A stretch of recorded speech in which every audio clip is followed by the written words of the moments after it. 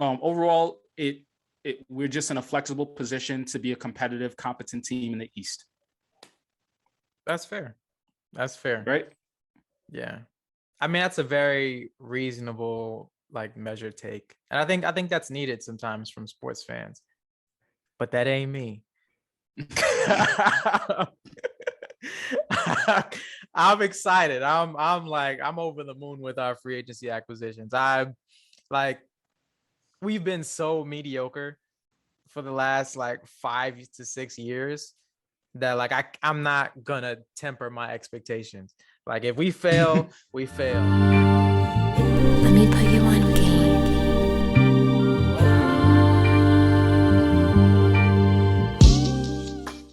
Let's get into Bulls Knicks. How are you feeling about the Knicks thus far this season? After the free agency dust has settled some, there's still some guys that need to figure out where they're going. But how are you feeling about the Knicks overall after free agency? So at first, I wasn't feeling great. I wasn't feeling particularly great. I didn't think that we did much of anything. We addressed some needs, but we also got players that are going to give in one end and take away from the other end. We lost Bullock and Elfrid Payton. Bullock hurts. Elfrid Payton, no. That shouldn't hurt at all. That doesn't hurt at all, to be honest. But he did have a playmaking and a defensive edge that I think is going to be missed in terms of just consistency and what you could expect from him. But the lack of shooting was something that really hurt us. And I think we're going to get way more playmaking and shot making ability between Kemba and Evan Fournier, but we just lose so much defense from the starting unit when it comes to what those players will provide offensively. I don't think Fournier is a minus defender, but he's not going to be what Reggie Bullock was. And it's going to leave it to guys like RJ and Mitchell Robinson or Nerlens Noel, whoever starts, to really carry us on the defensive end from the starting unit. Because Kemba, he's a competitor, but he's just so undersized that he's just going to get bullied and picked on. It will probably cost us, first round or at best second round exit. I feel like that's kind of our ceiling at this point. And so it is disappointing in one end, but just 2 seasons ago, we were a lottery team. So the fact that we're competitive, I can take a couple years of being a competent, competitive team, budding in the playoffs and maybe one superstar away from being a title contender. I'm okay with that. It's been a lot of dark years wearing this hat, and now I can wear it proudly.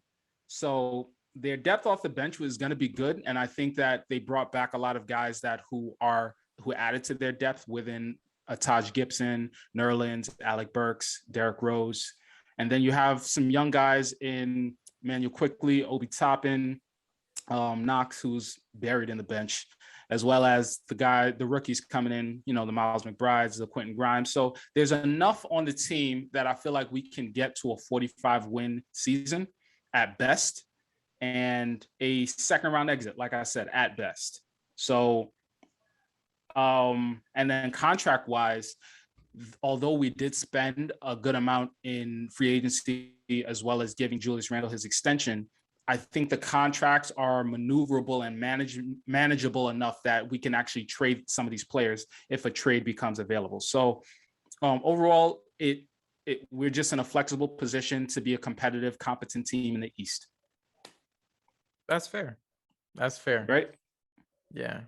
I mean, that's a very reasonable measured take. And I think that's needed sometimes from sports fans. But that ain't me.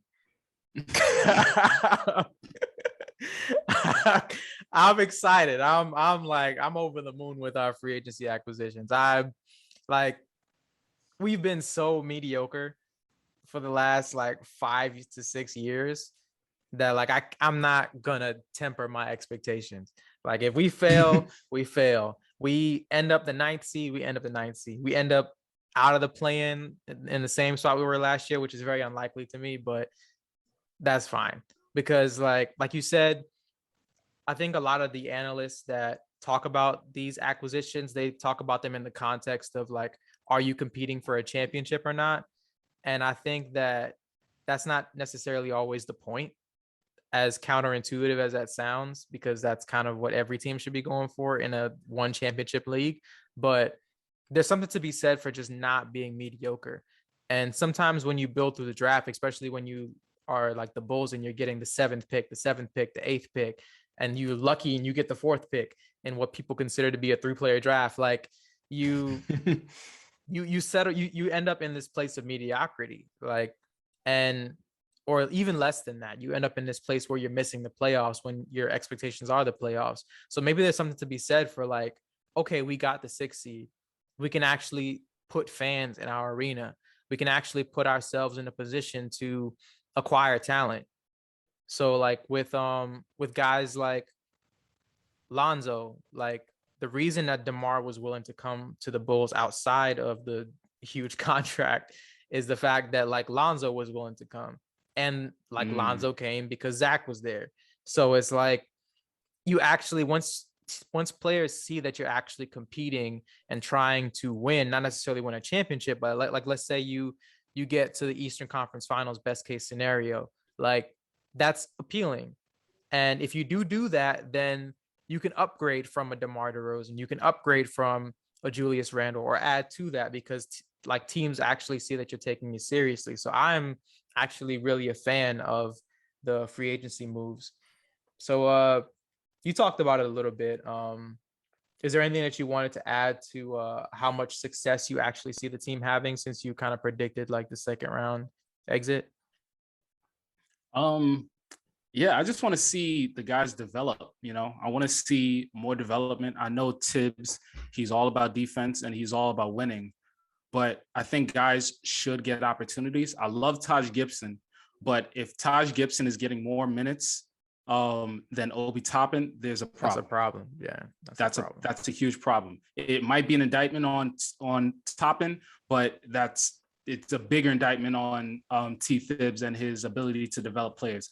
That might not be the ethos that you want, but that has to be what you need to do, especially in order to get these teams that you're trying to prize superstars from interested in a trade or in a potential trade. We have all these players, we have all this depth. Let's actually take advantage of it.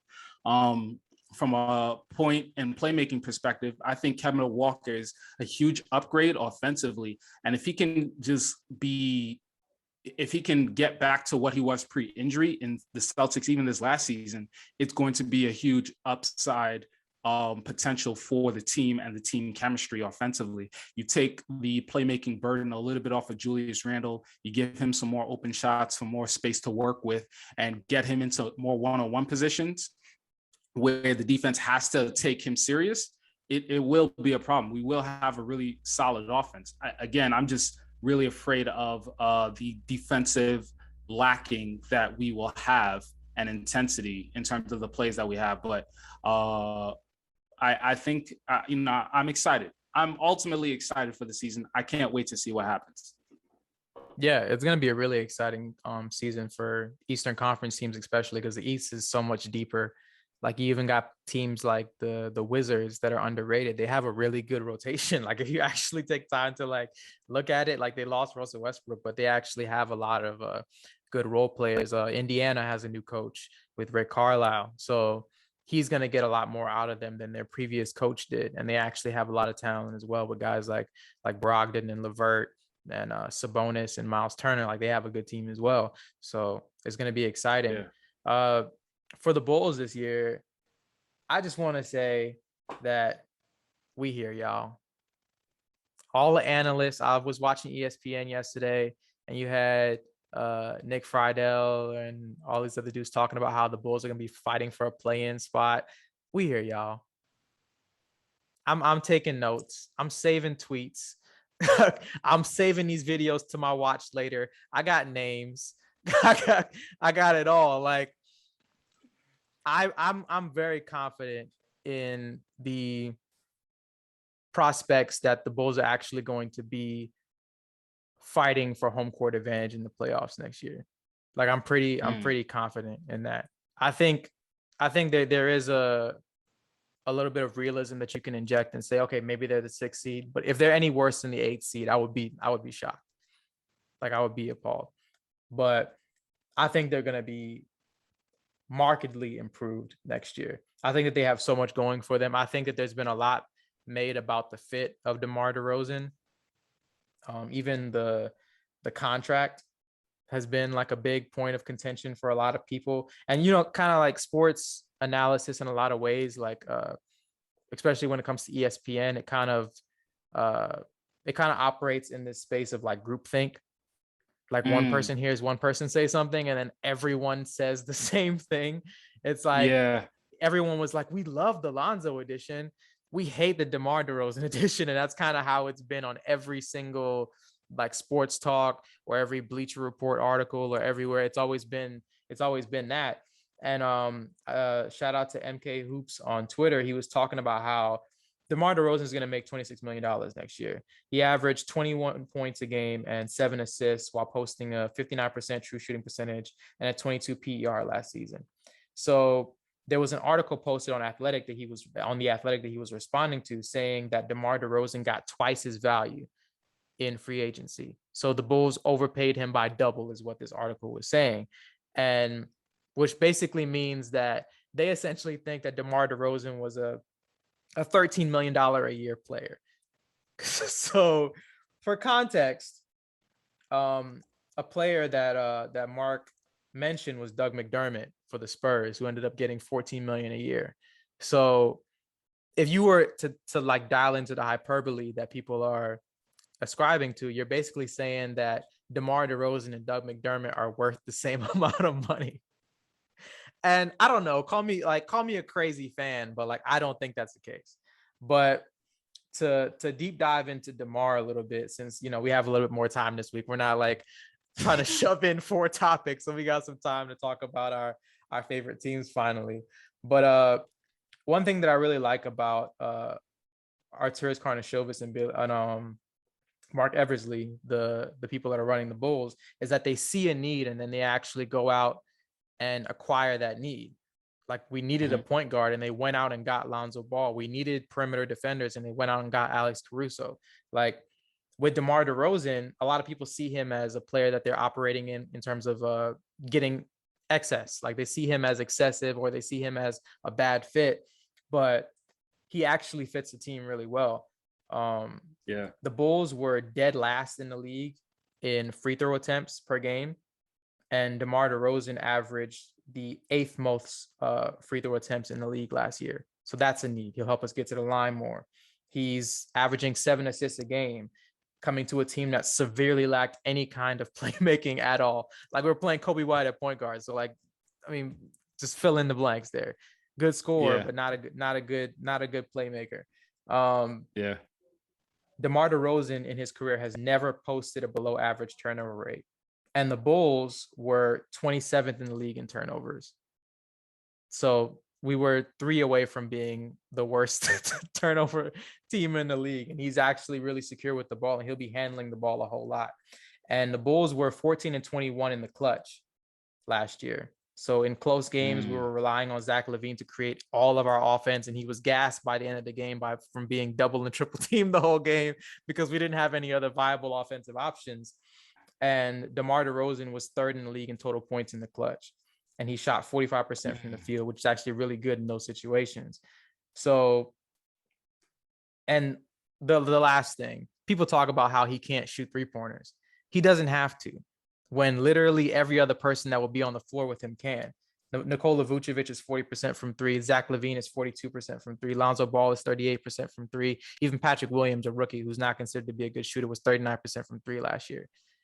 Like, and 44% from the corners. So like, can we stop now? Like for everyone listening, like, please just take some time to eject yourself from the ESPN matrix and actually just watch these basketball games. And like, you'll see that at least in theory, DeMar DeRozan is actually a really good fit on our team. So I'm actually really excited. Yeah. I'm stepping off my box for now. A couple follow-up questions. Lowry's still on the team, right? Yeah.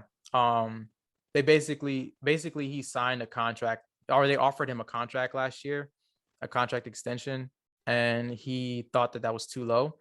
So he basically decided to reject the contract extension and decided to bet on himself and see if he could have a big contract year, up his value, and either re-sign with the Bulls or get a bigger contract from someone else. And he didn't have the best year because Lowry, as good of a spot up shooter as he is, he doesn't really do anything else. Like he can actually like drive the basketball off of a pump fake, but he just doesn't do it. He can actually score from the post. He just doesn't do it. And he's not a good defender. He never averages more than like 2 assists a game. Like he just doesn't really do anything else. He has so much talent in theory. So I think he's going to get some team to take a chance on him. But yeah, he bet on himself and he basically lost. He did the Dennis Schroeder, essentially. Speaking of teams that could or could not be really good, I want to take a wager and see who's gonna be the best team next year. I want to see if you're down. All right, so let's set the table here. Okay. If you can agree to it or not, but if the Knicks have a better record than the Bulls this year, I will buy you whatever like Knicks paraphernalia or memorabilia or fan gear or whatever you want. And if the Bulls have a better record than the Knicks this year, you have to do the same. I'm down.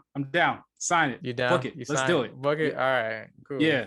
Let's do it. That's a good deal. So I'm thinking I guess maybe a John Starks dunking over a Michael Jordan poster. I think that'd be nice. That's fire. That's a good one. That's a solid good. I think I'll probably just print out all the times that Michael Jordan beat the Knicks and put it on a sheet of paper and put it in a frame. But looking at the Bulls and the Knicks, I actually see a scenario where you can argue for the opposite, but I see a scenario where the Bulls could feasibly be better than the Knicks. I will actually argue that I think that the Bulls are better at if we're talking about the starting lineup, I think the Bulls are better at every position except for one. Power forward? Yeah. So who's the starting lineup for the Knicks next year? Is it Kemba? Yeah. At point guard. Who's the 2? Fournier. We know we got Julius Randle at power forward. RJ Barrett at the 3, and Mitchell Robinson probably. Mitchell Robinson, depending on his health, Robinson or Nerlens.